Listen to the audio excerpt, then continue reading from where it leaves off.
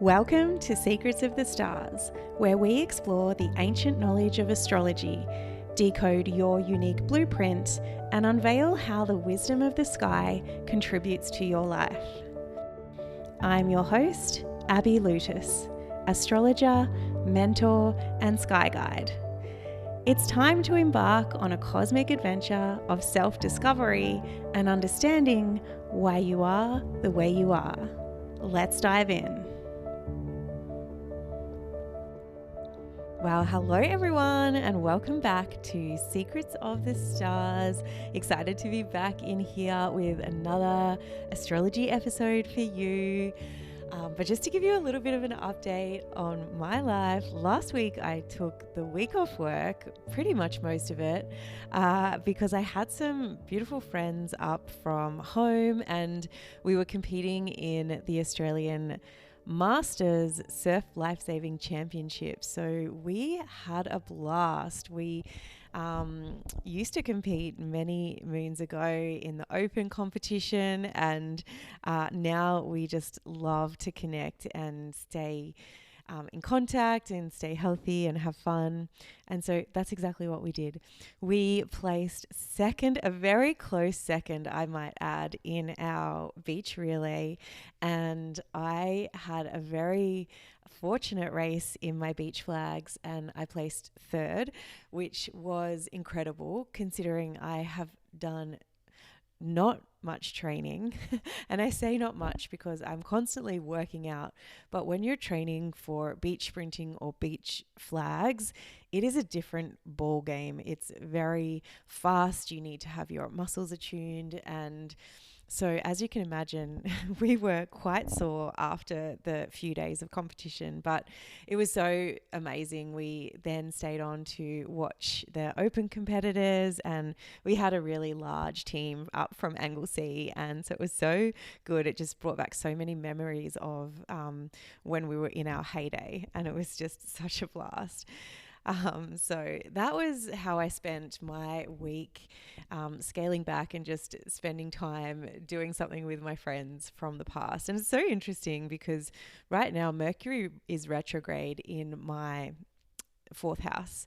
And this is, the fourth house is all about home. And it was just so interesting to reflect that all of a sudden I'm attending an event with gorgeous friends from home, doing something that, was so familiar to me in my life, with Mercury as my Time Lord being my most significant planet this birthday year. So it just goes to show how the astrology can be just so accurate sometimes. So last night I hosted one of our live calls for Starlit, my astrology course for self-empowerment. We are in the second last week of the course. Can you believe it? The time has just flown by, and it is just so phenomenal to speak to the women and learn how much, or see how much they have grown and learned about astrology. And I think one thing I want to acknowledge is sometimes that you don't actually see your progress, but the level of conversation, the astrological conversation and the questions they were asking, it was just incredible. I'm super proud of the women that are going through this course and committing to doing something that they love, to really understand and learn about themselves. So if you're interested in joining the next round of Starlit, my astrology course for self-empowerment, you can go to the show notes and put your name in the link. I'll be running the next course in the second part of the year. And I'm starting to think about the next chapter of my life, essentially, because soon I'm going to be heading back to the Northern Territory for some tour guiding work, which is really exciting. So if you're looking for an astrology reading or a forecast reading, come on down and grab your spot before I head back there, because my time is going to be limited when I go back there. So there's my update. I wanted to, before jumping into this episode, talk a little bit about the full moon in Scorpio, because that is happening today. at 9:49 a.m. Australian Eastern Standard Time. So by the time you get this podcast, we might have passed. I will be releasing it early, but this full moon is exact early in the morning.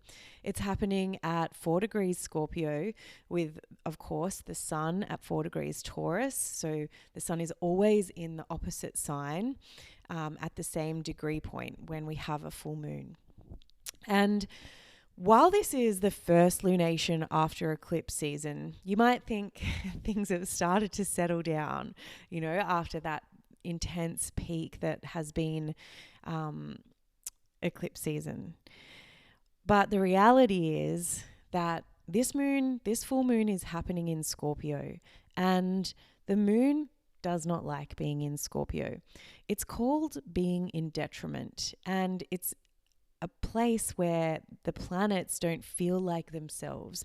They feel like they are in enemy territory. The energy of the planet doesn't really match the energy of the sign. So they don't have, comforts that they can grasp to. It doesn't feel easy. It doesn't feel like it's in flow. So the moon is in detriment in Scorpio. And this is likely to feel challenging, right? It could feel a little eclipsy. It could feel like the eclipses because Scorpio is intense. And to add to all of this, the moon is going to be making a square to Pluto. So it's making a tense or challenging or hard aspect to Pluto, the god of the underworld. So be prepared for things to come up. Be prepared for things to be unearthed. Yes, this full moon is likely to be intense. That's just the nature of Scorpio, all right? There are things to let go of. There are things to release, and it's likely going to feel deep, and it's likely going to feel full on. It's like a full spotlight being shone on what might be lying under the surface, because that's what Pluto brings up, right? And it could be hard, it could be challenging because of this aspect. It's a tense aspect. It's not an easy aspect. It's a challenging one, right? So it's something that you may not have seen or known consciously before. This full moon could bring up fears. It could bring up things that you don't want to talk about, things that might feel hard or deep or mysterious or taboo. That is the nature of Scorpio, all right? So take it easy this full moon. Drink plenty of water. Move slowly. You don't have to rush. We constantly are like moving. There's so many things happening in the sky. And just remember, if it does feel a lot, if this full moon feels a lot and maybe life just feels a lot right now because the astrology is full on, I'm not going to lie, just know that things don't last forever, okay? This is a transit and it won't last forever, and you will get through it. So that's my take on today's Scorpio full moon. But let's return. I'm excited to be returning to my mini series on the signs. And since we've just dipped into Taurus season, I'm going to be talking all about Taurus and Taurus energy. So let's jump in. Let's have a look at what Taurus means. So Taurus season, when the sun moves through Taurus, is approximately from the 19th to, around the 19th to the 21st is when it begins. It's always different every year. Where I was located, the sun moved into Taurus this year at 11:59 p.m. on the 19th, right? So we were just on the 19th of April. And it goes until around the 20th to the 21st of May. Again, depends on where you live, the time zone, and from year to year, it's always going to be different. Taurus polarity is negative. In other words, yin or feminine, all right? So it's the energy of receiving, allowing, and being. Taurus is a fixed sign, and it's the strongest of the fixed energy because it is fixed earth. So the mode is fixed and the element is earth. This is how the energy expresses itself.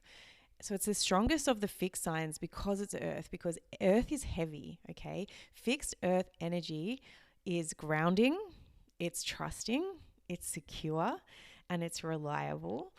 And this energy is about being connected to the environment around you, the senses, being energized by what you can taste, smell, see, touch, these types of things, right? Senses are very key and important for Taurians, all right?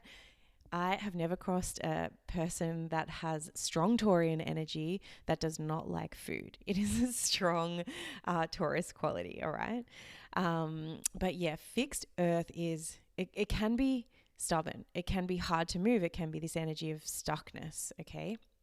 So the qualities of this sign are cold and dry. Think about earth. It is cold and dry, like actual tangible earth, okay?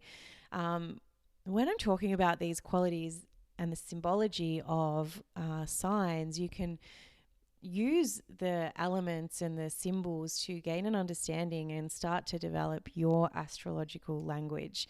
You know, the qualities of Taurus are cold and dry because if we think of earth or solid earth, you know, you think of a rock, that is likely to be cold and dry, okay? So everything is linked, everything is interwoven.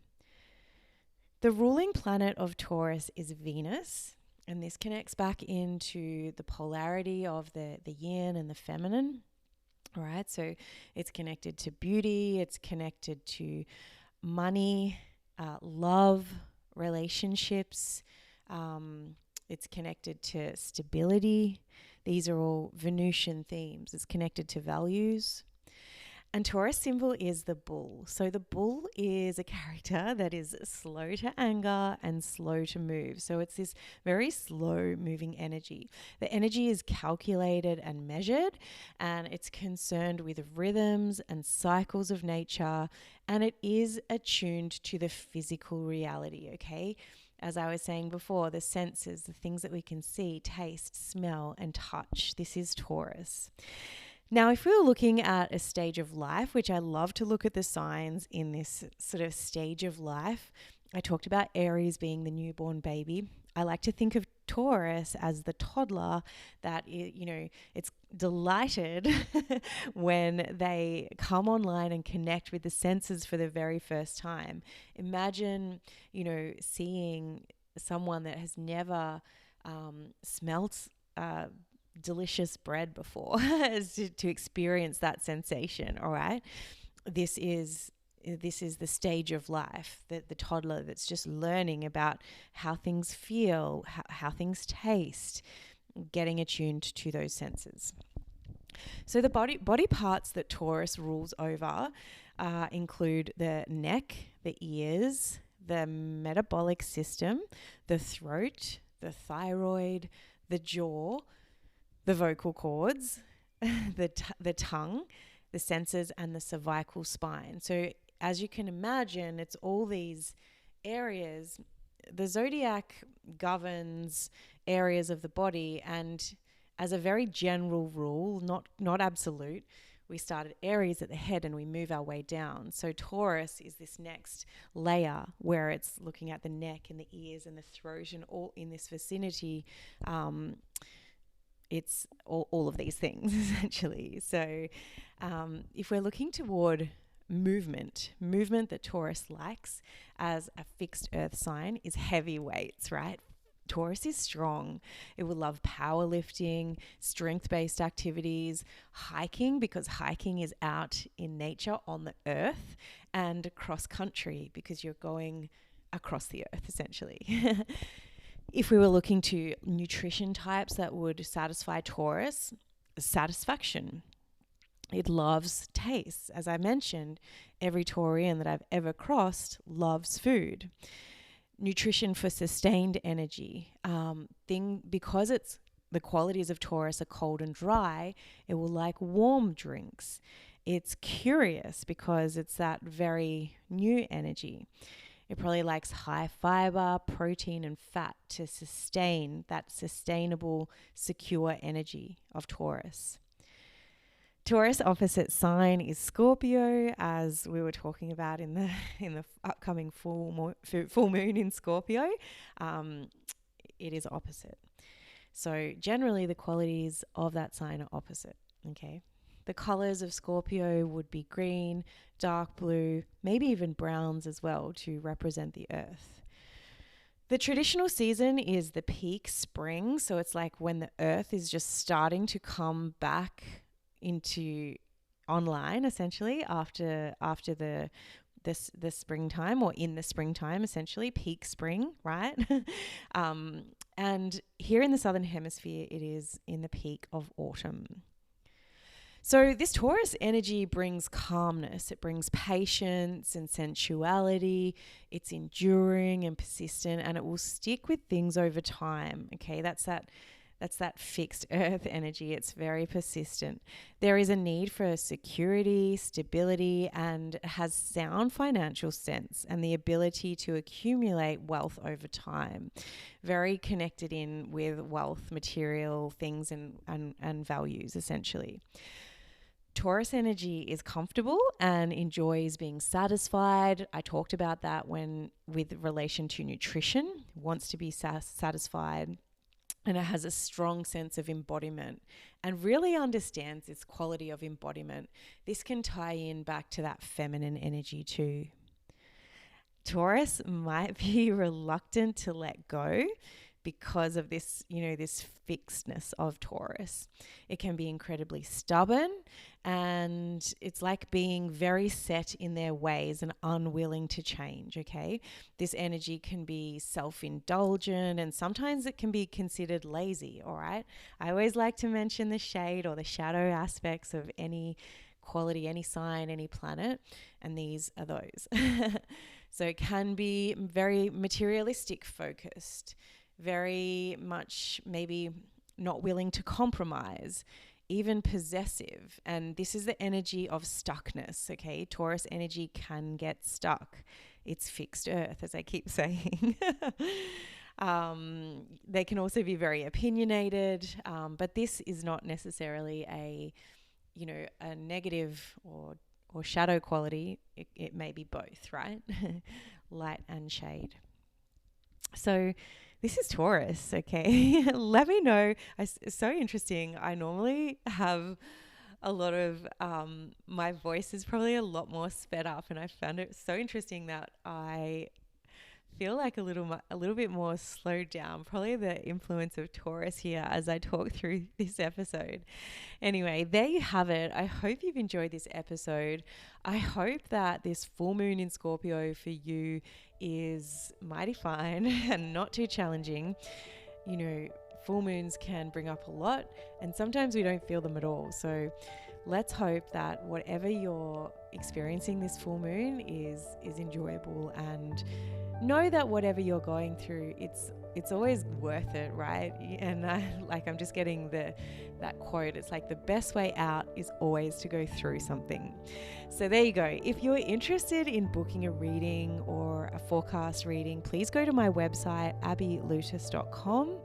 If you're interested in signing up and putting your name down to hear about the next time I run Starlit, my astrology course. Essentially, it's like a deep dive into learning your natal chart. It's just incredible, and I know that the women who are currently in this course are absolutely loving it. So there you go. All the links are in my show notes, and until next time, keep shining bright.